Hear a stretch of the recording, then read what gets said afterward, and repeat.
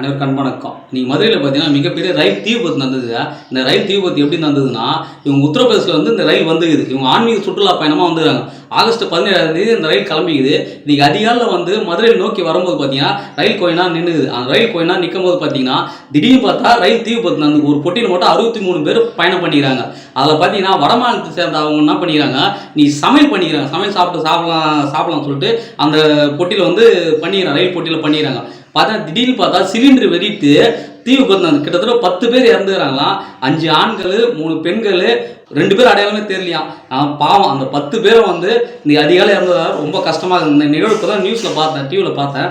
உங்களுக்கு சொல்லலாம்னு சொல்லிட்டு இந்த நியூஸை நான் போடுறேன். அவங்களுக்கு எல்லாருக்குமே இன்றைக்கி இறந்தவங்க எல்லாருமே வந்து என்னோட ஆழ்ந்தரங்கள், நம்மளோட எல்லாருமே ஆழ்ந்தரங்கள் தெரிவிச்சுன்னு சொல்லிட்டு சொல்கிறேங்க. நன்றி, வணக்கம்.